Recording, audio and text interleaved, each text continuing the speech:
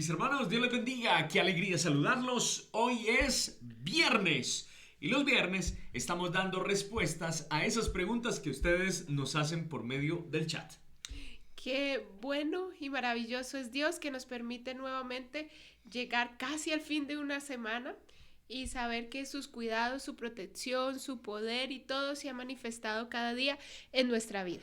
Así Así que es. eso nos alegra muchísimo, nos alegra escuchar, leer sus comentarios. Bueno, sí, algunos nos han mandado sus mensajes Audio, sí. por WhatsApp y nos alegra mucho poder escucharles, saber que están bien, saber que Dios ha hecho milagros y también saber que en medio de tantas necesidades que tenemos, pues seguimos confiando en Dios, en que Él es el que obra y hace todo por nosotros. Así es. Así que mis hermanos, no olviden, somos Desafío Moria. Si no se han suscrito, por favor, háganlo en este momento y vamos a pedir la dirección de Dios para poder compartir las respuestas a esas inquietudes que ustedes nos han hecho.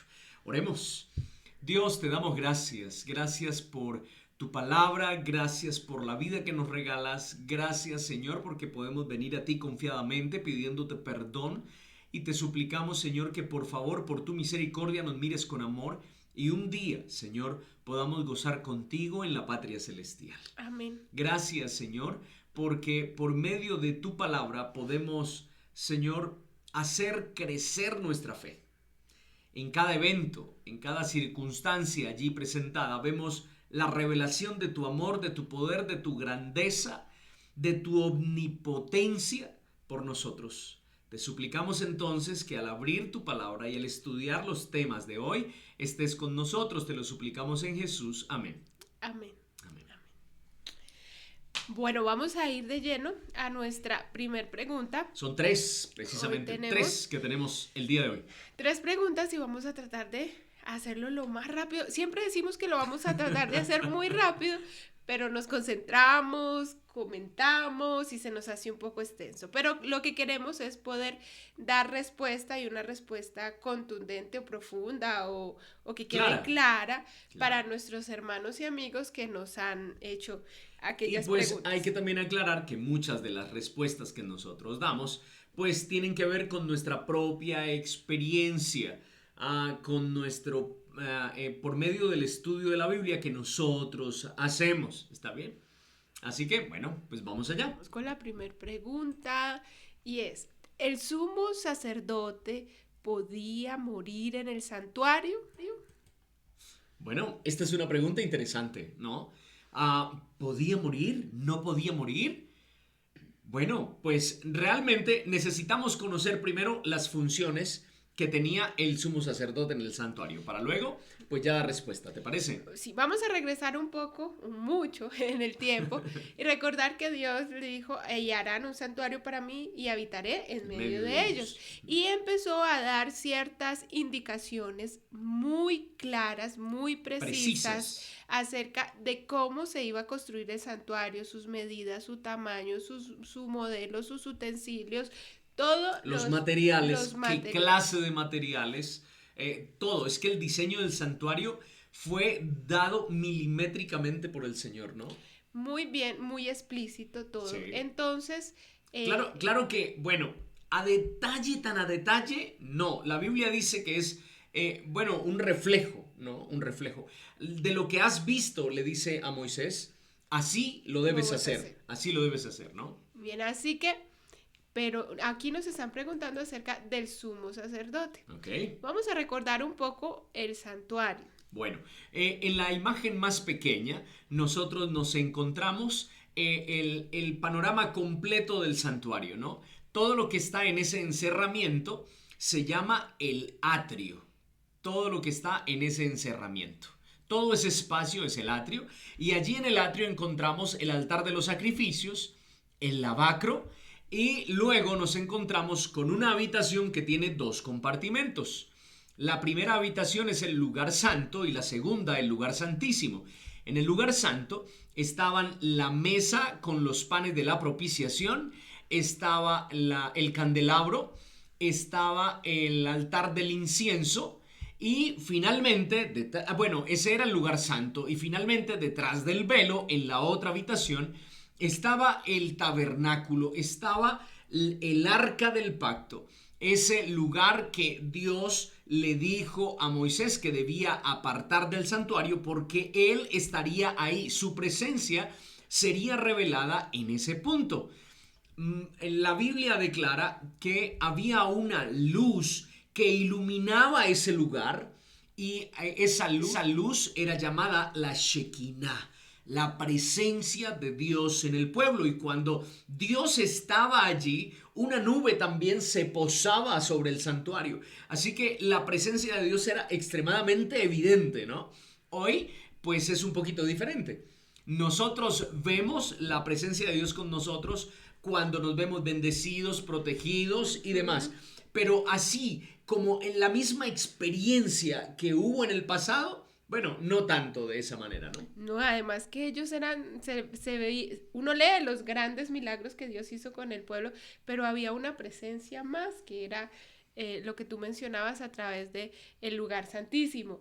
Y a mí me asombraba mucho porque una de las órdenes es no puedes tocar el arca del pacto, no la pueden tocar porque el que la toque morirá. Pero vamos a centrarnos entonces ahora en el sacerdote. Pero espera un momentito, porque es que justo en el atrio, ustedes en la imagen dieron ver que había un altar de los sacrificios. En ese altar de los sacrificios, allí donde está saliendo el humito, en ese altar, allí oficiaba el sacerdote. En el lavacro, el sacerdote lavaba sus manos, las limpiaba para luego poder entrar en el lugar santo. En el lugar santo se oficiaba todos los días, como todos los días se oficiaba en el atrio. Pero en el lugar santísimo solamente se podía oficiar una vez al año y el sumo sacerdote podía entrar allá solo una vez al año. ¿Por qué? ¿Por qué? Porque así lo había determinado Dios. Y es allí donde existe la premisa sobre el sumo sacerdote. Y pues necesitamos leerlo. Muy bien. Vamos allí.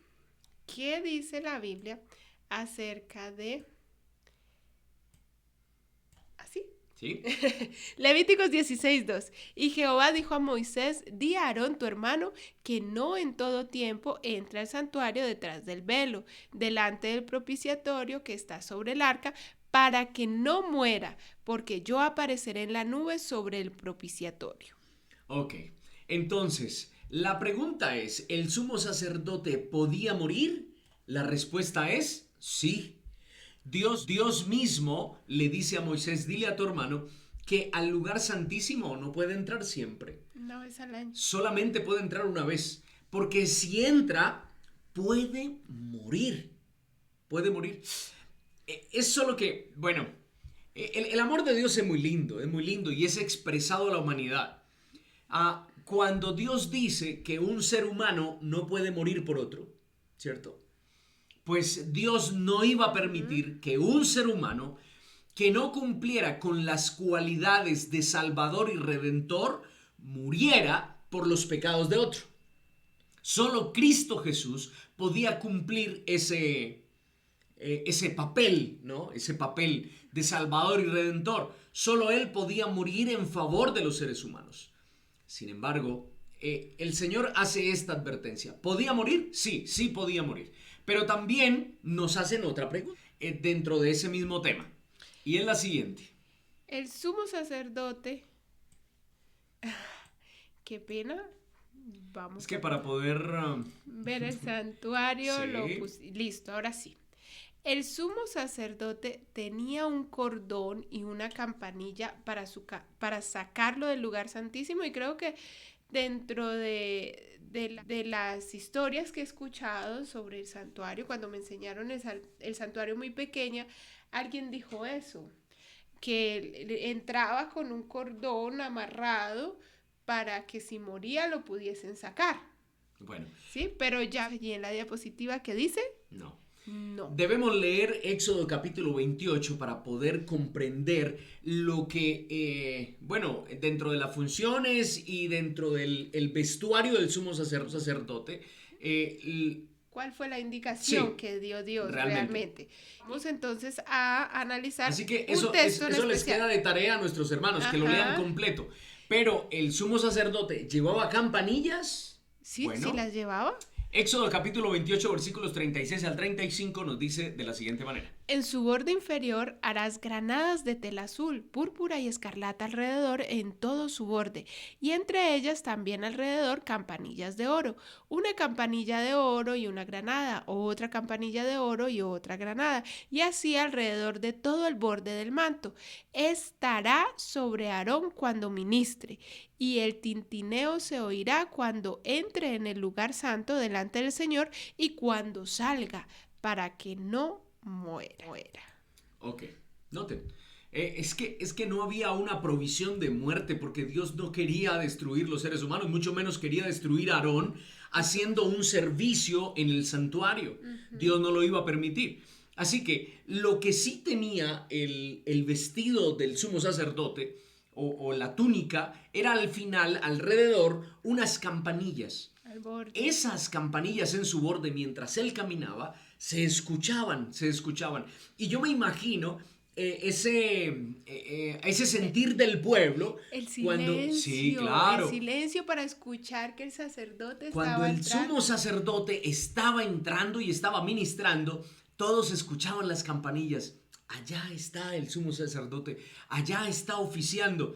Pero las campanillas tenían una función, no era solamente para decirle al pueblo que estaba vivo, sino que las campanillas era para que el ser humano no pudiera morir, para que Aarón no muriera. Así lo declara Así lo la dice el escritura, texto. así lo dice, Ajá. ¿cierto? Así que, bueno, pues esta es la respuesta a la pregunta que era prácticamente doble, ¿qué dice la Biblia? Muy bien.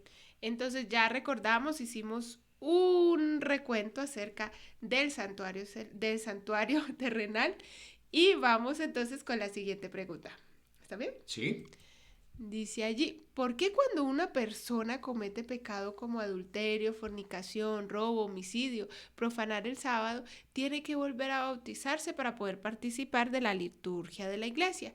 Bueno, ¿y qué pasa con los que mienten o codician? ¿No son todos los mandamientos igual de importantes?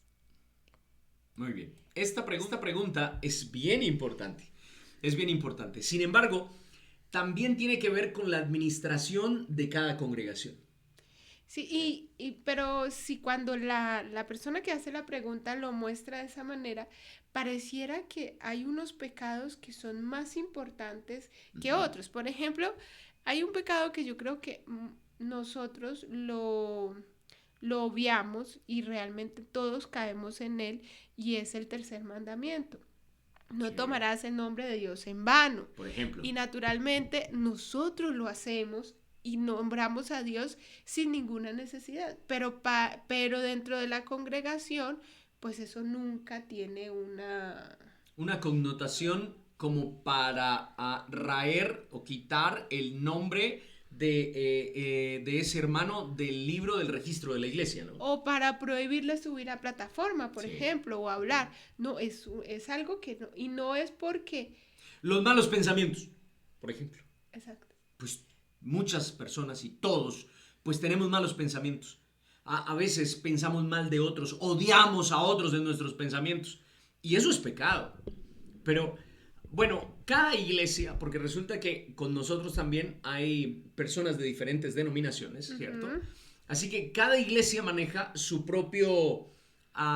su propia normativa y su propia forma de disciplina, ¿cierto? Sí, Eh, como el manual de convivencia de cada De colegio. cada iglesia, sí. Entonces, cada colegio tiene sus instrucciones para sus estudiantes. Dentro de cada iglesia, pues también hay ciertas instrucciones que se ha pedido la dirección de Dios y se ha pedido que sea el Espíritu Santo quien ilumine y quien tome la dirección al crear todo ello. Sí.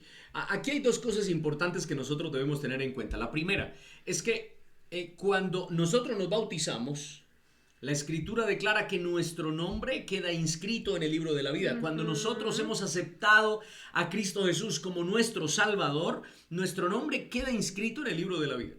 Pero resulta que nosotros pertenecemos a una iglesia. ¿cierto? Así que también nuestro nombre queda inscrito en el libro de registro de la iglesia. Somos miembros de esa Así iglesia es. y decimos, Correcto. yo soy adventista Eso del es. séptimo día. Muy bien. Donde voy todo el mundo sabe que soy adventista Claro del que séptimo día y esperan que me comporte como un adventista del séptimo día. Así es. O como cualquier otra congregación religiosa. Sí, sí. Muy bien. Ahora, otra cosa que nosotros debemos tener en cuenta es que una cosa es que mi nombre esté en el libro de la vida, otra cosa es que mi nombre esté en el libro de la iglesia. ¿Está bien? Porque mi nombre puede estar en el libro de la iglesia, pero no puede estar inscrito en el libro de la vida. O viceversa, puede estar inscrito en el libro de la vida, pero no en el libro de la iglesia. Eso lo debemos tener en cuenta y lo debemos tomar para lo que nosotros vamos a decir a continuación. Eso es bien importante. Por favor, pongamos mucha atención. ¿Está bien? Porque vamos a hablar acerca del bautismo. Bien, hay que entenderlo. Bueno, entonces vamos allí.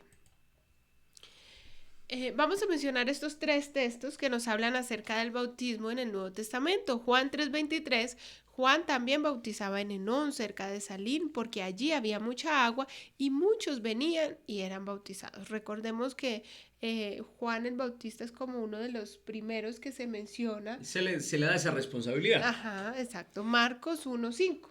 Y acudía a él toda la región de Judea y toda la gente de Jerusalén y confesando sus pecados eran bautizados por él en el río Jordán. Y Lucas 7:29 dice, cuando todo el pueblo y los recaudadores de impuestos le oyeron, reconocieron la justicia de Dios, siendo bautizados con el bautismo de Juan. Muy bien. Cuando nosotros vemos estos textos, encontramos que el bautismo tiene que ver con arrepentimiento, ¿cierto? Yo me arrepiento de mis pecados, me arrepiento de todo lo mal que yo he obrado. Entonces, le digo al Señor, Señor, ayúdame a tener una nueva vida contigo. Yo he vivido de esta manera siempre, pero quiero vivir a tu lado. Enséñame a vivir de la manera correcta. Entonces, me bautizo. Me bautizo. Ahora, Jesús se bautizó. ¿Jesús tenía algún pecado? No. ¿Necesitaba Jesús el bautismo? No. No, pero el Señor dijo, ejemplo yo les he dado para que así como yo hago, ustedes también deben hacerlo. Y es que cuando miramos la vida de Jesús, él lo que hizo, lo hizo como un ejemplo para nosotros. Partiendo desde el bautismo hasta todo lo que él hizo. Así es. Ahora, así como en la iglesia, nosotros también muchas veces llegamos a hacer una clasificación de pecados. Pues hay algunos pecados que nosotros podemos llamar pecados públicos y otros que no son públicos. Los públicos son aquellos que todo el mundo se entera, todo el mundo sabe, todo el mundo se dio cuenta. Los no públicos son aquellos que quizás solo sé yo, o solo sé yo y una persona más y nadie más lo sabe. Pues esos pecados en la iglesia adventista tienen un tratamiento diferente. ¿Por qué? Bueno, porque asimismo Dios los trató, estos dos, de una manera diferente. Y vamos a ver por qué dices eso, ¿sí? Bueno. ¿Por qué dices que Dios los trató diferentes? Pero antes nos faltaba mencionar el bautismo. Hay una mención del bautismo en el Antiguo Testamento, pero está en el Nuevo Testamento. Primera de Corintios 10, 1-2 dice, porque no quiero, hermanos, que ignoréis que vuestros padres todos estuvieron bajo la nube y todos pasaron el mar y todos en Moisés fueron bautizados en la nube y en el mar. Así que los que creen que el bautismo es algo novedoso y es solo del Nuevo Testamento, pues estamos equivocados. El bautismo tiene injerencia desde el Antiguo Testamento. Inclusive nosotros podríamos tomar la decisión de Naamán como su bautismo. Como aceptar, sí, aceptó que él necesitaba ser limpio y para ser limpio necesitaba ser sumergido en el agua. ¿Cuál es el significado del bautismo? El significado del bautismo es que estando bajo las aguas, porque es por inmersión, estando bajo las aguas, está sepultado.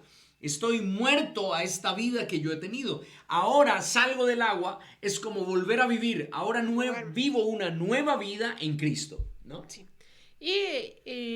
La mención que hacía allí del Antiguo Testamento, pues recordemos, Dios sacó al pueblo de Israel, lo divide el mar, el pueblo pasa en seco el mar, Sí. hay agua, no se mojan, bueno, de pronto No. sí, de pronto chispitas, pero Pasaron en seco, dice la pasaron escritura. en seco.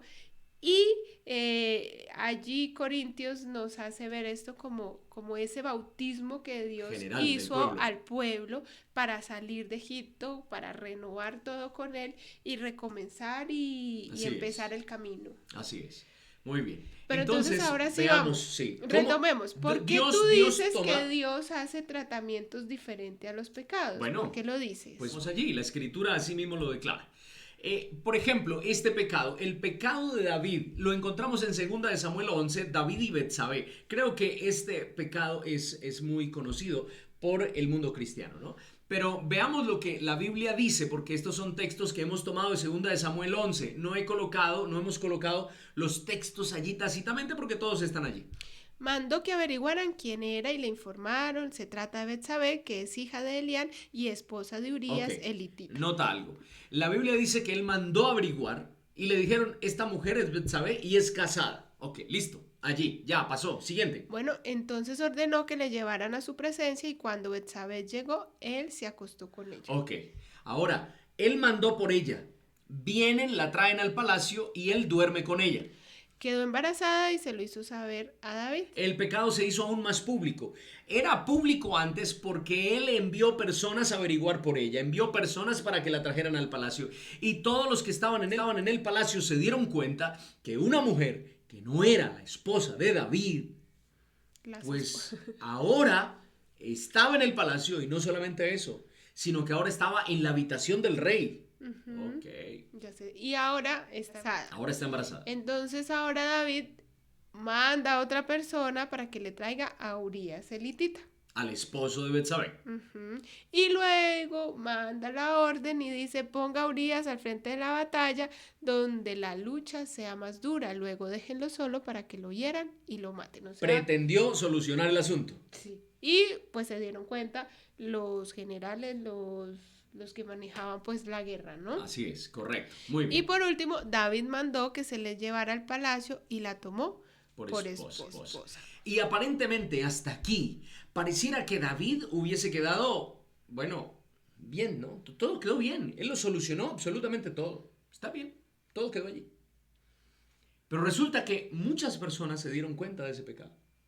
Así que como David no pide perdón, David no se arrepiente, no busca al Señor, entonces David envía al profeta. No. Perdón, Dios envía al profeta. Dios envía al profeta.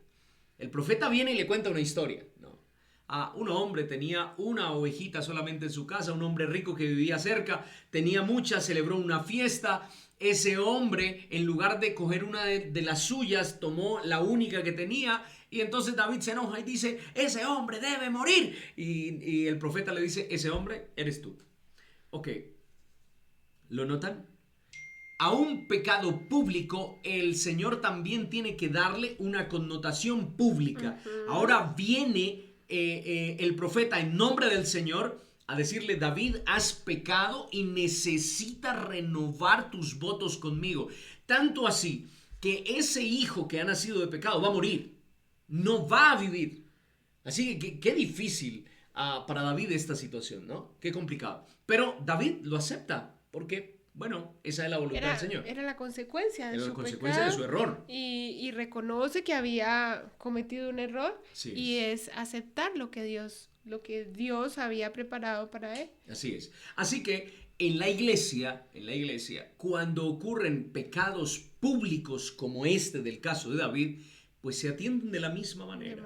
De la misma manera. Sí, se atienden públicamente, no se pueden atender en secreto, porque ya todo el mundo lo sabe. Y todo el mundo espera saber qué va a acontecer. acontecer. Ahora, la disciplina en la iglesia no es una exclusión, porque es que este es el problema que nosotros tenemos en la mente. Aquel que es disciplinado, sea porque su nombre sea borrado del libro de la iglesia, o sea porque reciba otra clase de disciplina, entonces me voy a alejar, entonces cuidado porque tú eres pecador, entonces usted allá que yo acá. No, no, porque todos estamos en el mismo nivel de pecado. Él ha pecado públicamente, yo he pecado, quizás no públicamente, pero todos tenemos pecado. Aquí el asunto es que lo que hizo Dios con David era hacerlo caer en cuenta de su error. David necesitaba saberlo porque él parece que no se daba cuenta. Como que no, como que todo estaba bien. Así que lo hace caer en cuenta de su error y, bueno, lo reconviene de esa manera. Y digamos que le da un tiempo, que es Sí. como lo que se trata de hacer cuando alguien es borrado de la iglesia o es, ¿cómo se dice la otra? Disciplina. Disciplinado. Entonces, a David le da Dios un tiempo y David toma ese tiempo para reencontrarse con Dios. Allí vemos que él hace ayuno, Así que es. él se va y toma ese tiempo que Dios le ha dado para volver a estar en comunión con Él, para Así darse es. cuenta y para reconocer que lo necesita. Y de alguna manera nosotros debemos entender que esa clase de disciplina en nuestra iglesia pues debe tomarse de la misma De la manera. misma manera. Es para Sí. que podamos tomar ese tiempo con Dios, reconocerlo. Mira que hace poco vi un mensaje que decía que todo lo que se reinicia, pues cuando vuelve a prenderse, vuelve a funcionar. Por lo Sí, general por lo pasa general. eso, ¿sí? Con No se vuelven a cometer los mismos errores. sí, y con un aparato uno lo apaga, lo reinicia, lo deja un momentico y vuelve a comenzar Vuelve y funciona. y vuelve y funciona. Eso pasa con nosotros también. A veces nosotros tenemos que reiniciar. Así es. Muy bien. Sigamos avanzando porque ya hay pecado público como este. Pero ahora vamos a ver un pecado que no es público.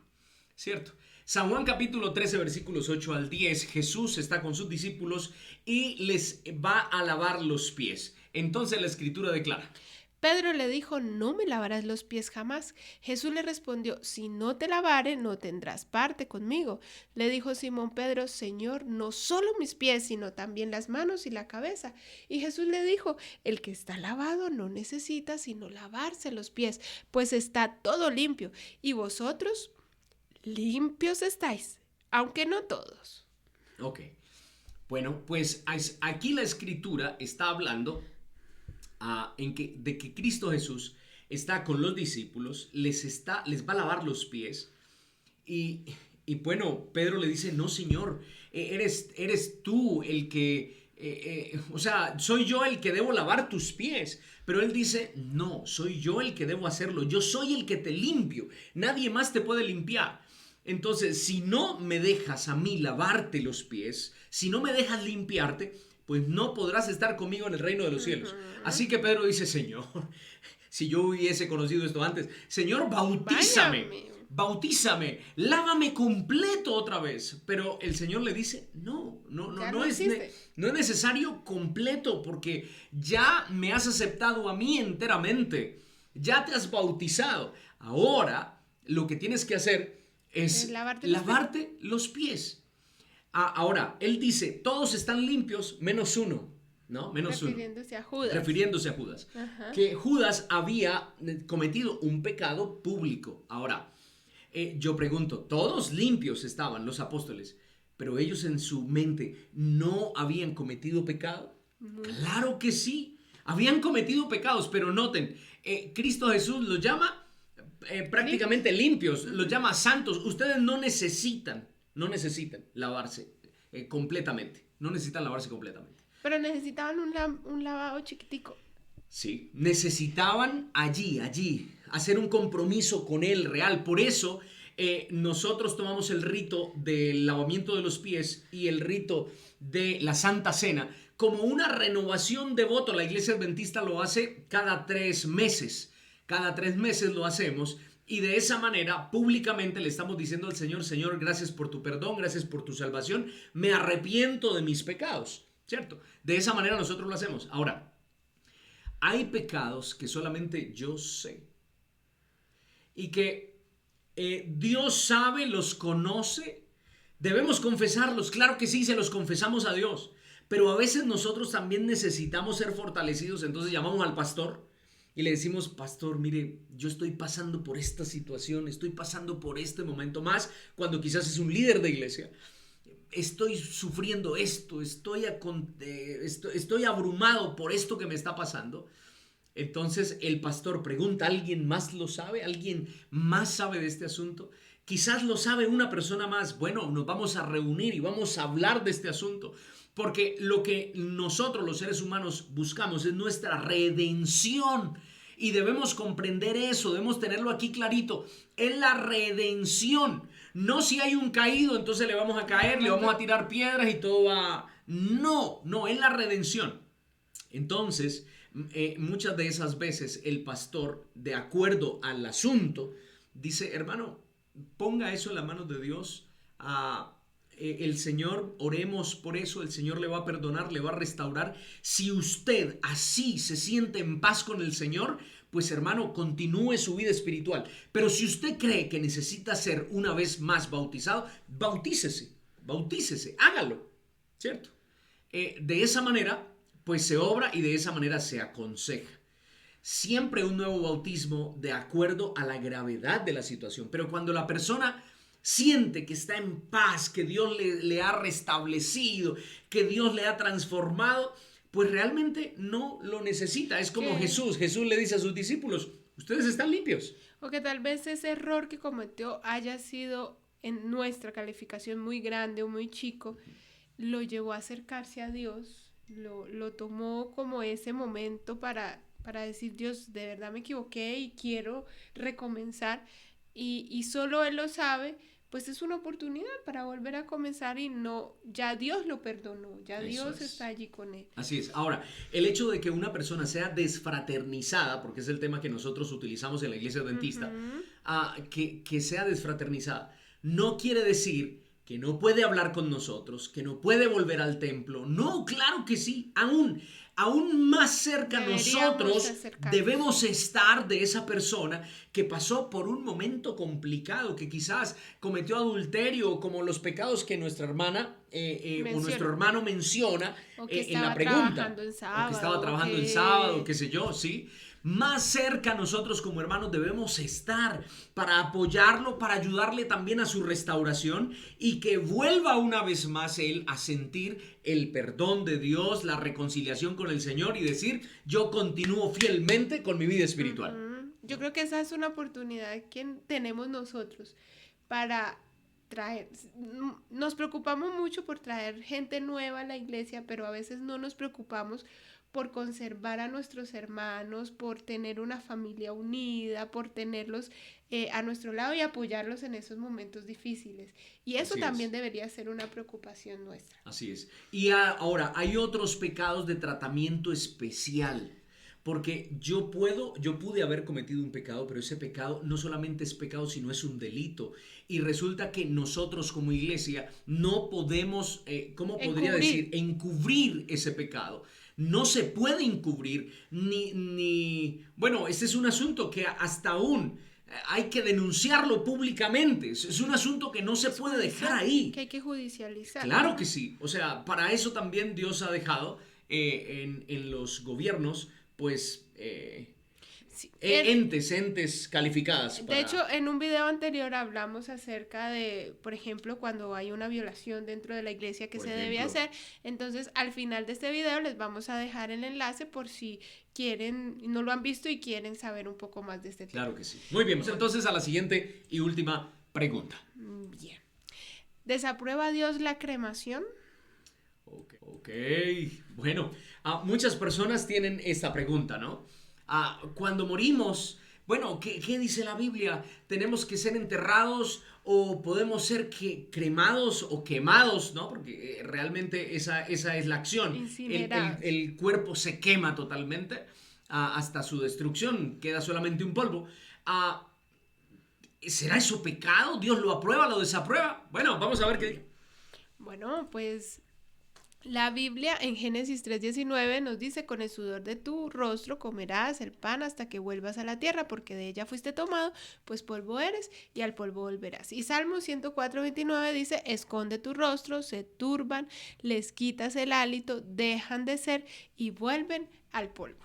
Muy bien. Cuando nosotros leemos la Escritura, y estos dos textos claramente nos dicen que el fin de todos los seres humanos es el polvo, porque fuimos tomados del polvo y al polvo nosotros volveremos. Y cuando hay una cremación, yo nunca he visto, trato de no ir a nada de estos eventos, pero cuando hay una cremación, pues lo que entregan es un polvo, ¿no? Sí, claro, son las cenizas. Solo que Es un polvo. es mucho más rápido Sí. que el proceso en tierra o en bóveda. Sí, así es. Pero la pregunta aquí siempre es, bueno, ¿será que eso sí? Porque pues, nosotros No. morimos y nos convertimos en polvo, sea que nos entierren en la tierra o sea que nos entierren en una bóveda, ¿no? Se convierte todo en polvo. Pero todo se reduce a polvo, a polvo. Polvo. ¿Cierto? Y no es una cantidad de polvo, porque ya el polvo se vuelve un poquito. Así Pero mucha gente lo toma es porque la costumbre es tomar las cenizas y arrojarlas por allá, y que bueno, y que cómo va a ser Dios para coger ceniza de un lado, y que si se fue la ceniza al río y se la comió un pescado y otro pescado y otro pescado, ¿cómo va a ser Dios para volver a restituir el cuerpo? Bueno, necesitamos seguir leyendo. La Biblia es muy linda y clara en estos aspectos. Al resucitar, ¿tendremos el mismo cuerpo? Primera de Corintios 15, 50 al 52, y creo que ya hemos mencionado bastantes este texto en otros videos, dice, pero esto digo, hermanos, que la carne y la sangre no pueden heredar el reino de Dios, ni la corrupción hereda la incorrupción. He aquí os digo un misterio, no todos dormiremos, pero todos seremos transformados en un momento, en un abrir y cerrar de ojos, a la final trompeta, porque se tocará la trompeta y los muertos serán resucitados incorruptibles y nosotros seremos transformados. Muy bien, muy bien. Este versículo es precioso. El texto nos dice, bueno, primero, que la carne y la sangre no pueden heredar el reino de los cielos. Pero muchas personas toman este texto y dicen, o sea que después de morir, pues nosotros nos vamos a ir en espíritu, porque la carne y la sangre no pueden heredar el reino de los cielos. Bueno, esa respuesta la vamos a dar a Osito. No, pero es que ahí dice que no todos seremos, y en un momento al abrir a la final trompeta, se tocará trompeta y los muertos serán resucitados incorruptibles. Sí, correcto. O sea, yo lo veo no en espíritu, sino... Sí, lo que pasa es que nosotros hemos nacido en pecado. Mis hermanos, hemos nacido en pecado. Desde que Adán y Eva cometieron pecado, todos los seres humanos, pues nacimos en pecado. Así que las partículas de nuestro cuerpo no son las mismas que Dios va a usar para retornarnos a la vida. La Biblia dice que todos seremos transformados y resucitados incorruptibles. Si vamos a resucitar incorruptibles, pues no será en este cuerpo, porque este cuerpo es corrupto. Está corrompido por el pecado. No puede ser este cuerpo. Otra cosa que nosotros debemos considerar es, bueno, ¿y qué de aquellos cristianos que por su fe prefirieron morir y resulta que murieron en el Coliseo Romano o murieron incinerados en la hoguera?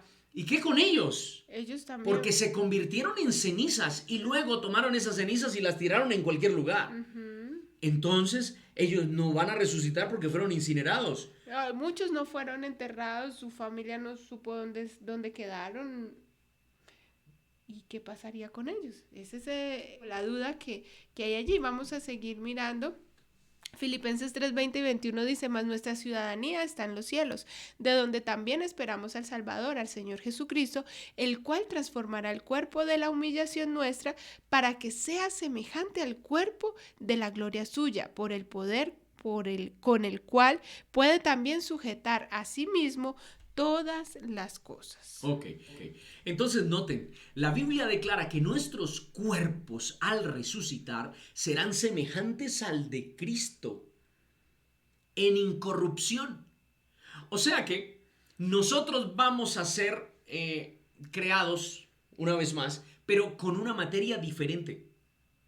Quiere decir entonces que pues estas partículas que forman mi cuerpo, mi hermoso cuerpo, porque yo me veo lindo, cuando estas partículas se desintegren y quedemos hechos polvo, pues Dios no va a tomar esas mismas partículas para volver a crearme.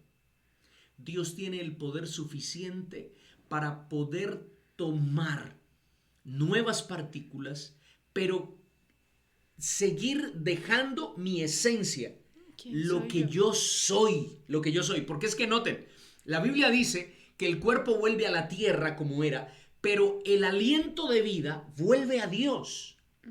Así que el aliento de vida al volver a Dios, pues esa parte de mí es la que Dios me va a devolver cuando vuelva a la vida, y esa parte de mí es la que va a ser restaurada para que mi cuerpo esté por la eternidad, porque es que nuestro cuerpo no es eterno, pero va a ser eterno. ¿Cierto? Ahora, espera, porque yo debo dejar claro este asunto. Ajá. Para no ser malinterpretado. Porque el aliento de vida no tiene forma. O sea, que el que muere... Soplo. Sí, que el que muere no se va para el cielo directamente. No, eso no ocurre. Es el aliento, el soplo. El soplo que Dios dio para que pudiéramos. Ese es el que vuelve a Dios. El don de la vida es el que vuelve a Dios. Pero Dios permite que usted y yo mantengamos nuestra esencia, nuestra individualidad. Así que, pues, es maravilloso. Sí, no vamos a hacer un solo molde, pero en esto surgen muchas preguntas porque uno dice, bueno, hubo unos que murieron bebés, otros que murieron niños pequeños, otros adolescentes. Entonces, cuando Dios me resucite, si yo morí anciano, entonces voy a ser el mismo anciano por toda la eternidad. ¿Cómo lo va a hacer Dios? No sabemos. No lo sabemos, pero Dios va a transformarlo todo para una eternidad. Ahora, si nosotros nos ponemos a pensar en aquellos santos que vivieron antes del diluvio, pues todos murieron y todos se hicieron polvo. Pero cuando vino el diluvio, todo se desordenó. Absolutamente todo. Y bueno, Adán y Eva, ¿dónde quedaron? ¿Dónde quedaron los restos de Adán y Eva? ¿Dónde quedaron sus partículas? No lo sabemos. Eso hace parte del polvo. De la existencia de la tierra. Sí. Así que, mis hermanos, no nos preocupemos por si somos enterrados en la tierra o en una tumba o en una ¿cómo se llama eso? En una bóveda. O si somos cremados. La verdad, eso no es importante. Lo importante realmente es que pues yo esté bien delante del Señor, que yo haya confesado mis culpas, mis pecados, y que Dios haya aceptado mi perdón. ¿Por qué lo menciono? Porque, bueno, pues al final, mi hermano, usted decide. Nosotros decidimos. Podemos decirle a nuestra familia, mira, si yo muero, yo quiero que me entierren en la tierra. Está bien y no hay ningún problema. Y mira que... O yo quiero que me pongan en una tumba. O yo quiero que me cremen. No, lo que usted quiera, como usted lo desee. Mira que en este tema surgen muchas cosas, porque también he escuchado de personas que dicen, cuando a mí me entierren, uno piensa como en la donación de órganos. Sí. Dicen, yo no quiero que me entierren y donen mis órganos, y entonces cuando Dios me resucite y a mí me sacaron todos los órganos y otro se los llevó, entonces se llevaron mis ojos, se llevaron mi corazón, se llevaron... Y entonces ahí surgen muchas preguntas y realmente no deberían ser importantes para nosotros. Esa no es nuestra preocupación, porque de nosotros no depende la resurrección.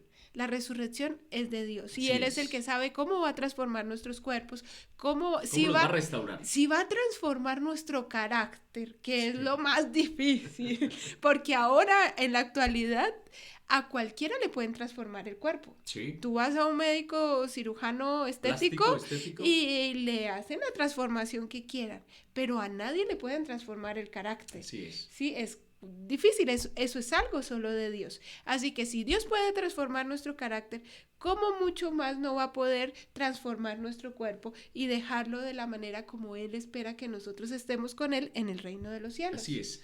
Pero, ¿cómo entonces nosotros resucitaremos? Porque si seremos semejantes a Cristo, ¿Cristo cómo resucitó? ¿En qué cuerpo? Bueno, pues vamos a verlo rapidito. Sí. Vamos a verlo.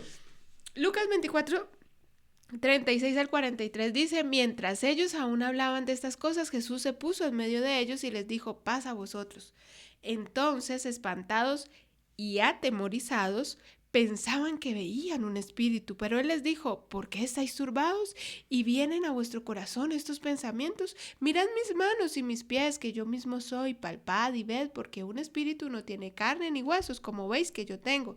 Y diciendo esto, les mostró las manos y los pies, y como todavía ellos, de gozo, no lo creían y estaban maravillados, les dijo: ¿tenéis aquí algo de comer?